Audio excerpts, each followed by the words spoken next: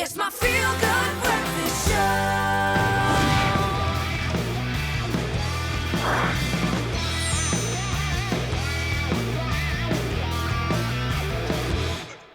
Welcome back. You're still live with your Feel Good Breakfast Show on this Friday. Of course, if your plans is to stay indoors and maybe watch some movies, then our movie critic, JP Sebastian, is here this morning to give us all the lowdown of what to expect with the movie releases today. JP Sebastian. The lowdown on how to get you out of lockdown, yes. So these are big screen in South Africa releasing.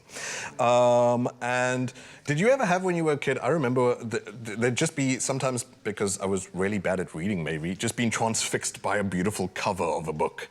And just like being able to go into the world just by staring at it like an idiot and not being able to page because maybe I wasn't too sophisticated. But anyway, The Secret Garden was that one for me. There was so much detail and it was so beautiful and there were little flowers and little creatures all over the thing. And the movie is in the cover? Yes. Of the movie. Sorry, like I said, simple needs guy over here. The author, of course, is the name that I'm looking for right now, Frances Hodgson Burnett. That is how far I got with the book, not even knowing the author.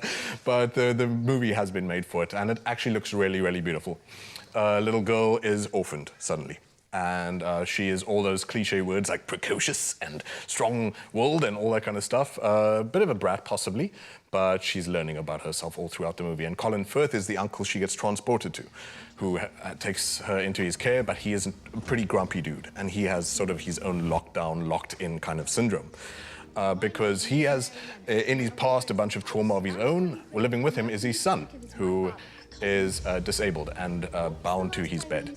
The little girl then finds out, wait, we're cousins, and so she's the one who brings light into his life and adventure, but vicariously, only in from the outdoors and through word of mouth and all this. She finds this magical garden like at the border of the house, and there her little friend Dickon as well, who I think is a magical creature. We'll find out soon enough. I know that Robin is very friendly to her and is able to talk. Well, it's not able to talk, but play with the kids and all that kind of stuff. And she has to go into the situation, which is very much sort of like a self-imprisonment for this uncle and his son, and try and set them free from their past trauma, which involved the loss of the mother, the loss of the wife, going into this world which, like I said, is just on the edge, just waits for you just on the outside if you'd be brave enough to take the opportunity.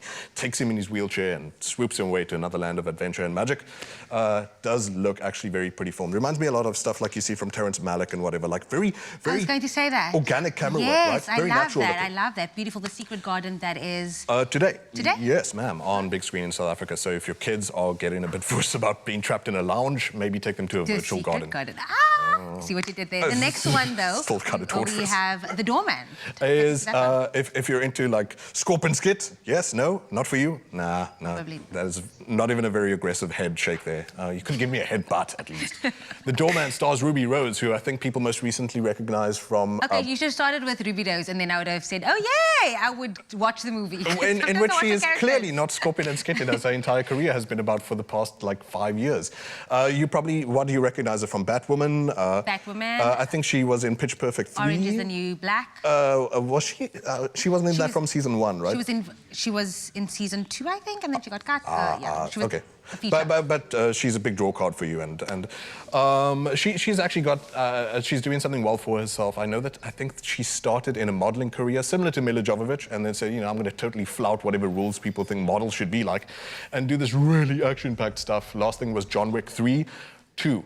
And she was excellent in that. She's so tactile. She seems like a great sport, puts in the work with the martial arts, and obviously The Doorman is the same story. You notice that I haven't given you too much of a story because it is pretty much a generic kind of thing. If you like Denzel Washington coming back from a past of like military and all this pain he's trying to put behind him, but then the past catches up with him, that sort of thing. The Doorman is the story of Jean Reno, who, shame, Hollywood, please give this man a better career than he's got right now. He deserves so much better, from Ronin, The Professional, etc., of similar to like a Die Hard situation, this small guy who they underestimated, or the small girl, Ruby Rose in this case, who works her way from the bottom floor to the top floor to get rid of the terrorists. That kind of thing. Love that. That is definitely on my movie list. Last one, briefly, what do we have? Lootcase is the name of the movie, Bollywood offering. And what's really cool about it is, yes, that is a very peculiar poster. The man who is clearly, I don't know, serenading a briefcase, as one does, and people shoot it in multiple... I love that design. That's fantastic. That is how you secure a bag. Yes. Well done. Show is over. We've been cancelled by the gods of comedy. Bunch of mafia dudes or an organized crime group of guys have this bag that is filled with loot, and it goes wayward. And a dude who is just an average guy like you or me, who make bad jokes too, like get in the bag, he finds this suitcase and it's full with dough, and it seems like his entire dreams and his life is now made. He's got the wife and the kid who he can, provide for. Comedy, however, is what counts, and actually looks really, really well made production value-wise. If you like stuff like Fargo, if you like stuff like, okay, maybe not on the same level, but Snatch, any of those Guy Ritchie kind of movies, fast-paced, quick comedy, an idiot who's trapped in the mire of a larger organized crime kind of story could be quite fun. JP Sebastian, our movie critic, giving us all the lowdown of movies releasing today, so you definitely want to check that out. Thank you so much for that. Right now, we're heading back to the kitchen because we're all excited!